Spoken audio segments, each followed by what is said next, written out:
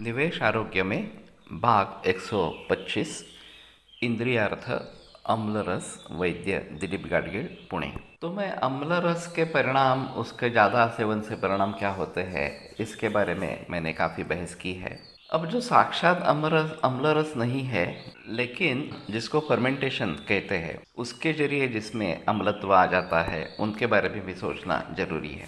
British लोगों ने जब हम पर राज किया तो ब्रेड यहाँ पे उन्होंने प्रचलित किया। धीरे धीरे ब्रेड काफ़ी पॉपुलर इस प्रकार का हो गया।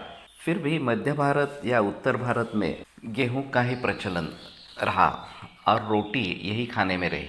और दक्षिण भारत में चावल, उड़द दाल, बाकी दाल इस प्रकार का और सब्जी वगैरह इनका प्रचलन चलता रहा।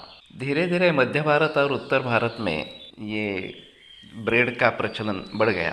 फिर भी दक्षिण भारत में उतने बड़े पैमाने पर ब्रेड का प्रचलन नहीं हुआ था। बाद में वहाँ भी ब्रेड का प्रचलन हो गया और गेहूँ जो केवल मध्य भारत या उत्तर भारत में लगता था, वो अब दक्षिण भारत में भी लगने लगा, क्योंकि वहाँ ब्रेड का उत्पादन शुरू हो गया। तो शरद पवार जब कृषि मंत्री थे तो उन्होंने इसके बारे में बयान दिया था कि ये जो एक बैलेंस था वो बैलेंस चला गया। पूरे भारत भर में अब गेहूं लगता है इस प्रकार से। दक्षिण में कभी गेहूं की आवश्यकता नहीं होती थी, वो वहाँ अभी गेहूं की आवश्यकता इस प्रकार की हो गई।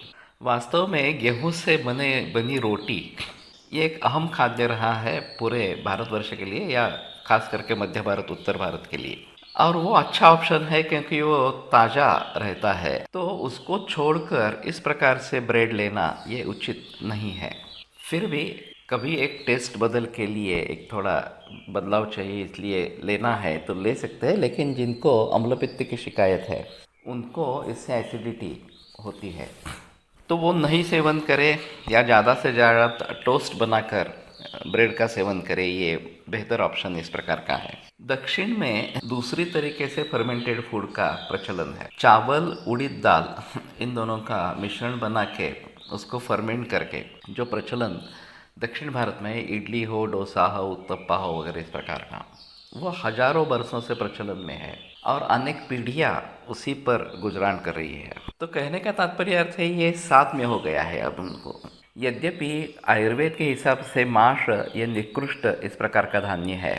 माशोत्र सर्वेशु अवरव इस प्रकार का। मुद्ग जो है वो सबसे अच्छा है, मूंग जो है वो सबसे अच्छा है। लेकिन फिर भी फर्मेंटेशन के हिसाब से उड़द दाल अच्छी है, इसलिए इस प्रचलन नीचे।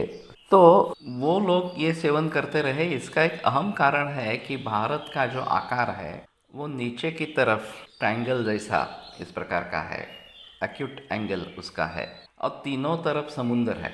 तो समुंदर के एक क्षारत्व का, क्षारीय जल का परिणाम वहाँ पे होता है और उसको प्रतिवाद करने के लिए एक अम्ल रस की ज़्यादा आवश्यकता होती है, जो फर्मेंटेशन के जरिए वहाँ पे पूर्ति की जाती है उसकी।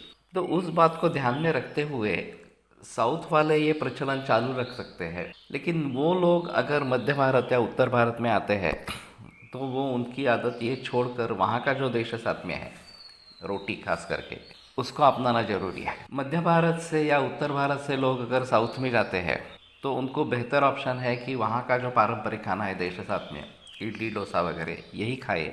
लेकिन जब वहाँ से वापस आएंगे तो फिर से अपना जो उस देश का खाना है, अपने अपने देश का खाना है, वो शुरू करें। तो ये देश साथ में के विचार से ये करना उचित है। अगर हम उल्टा कुछ करेंगे तो उससे बीमारियाँ होंगी।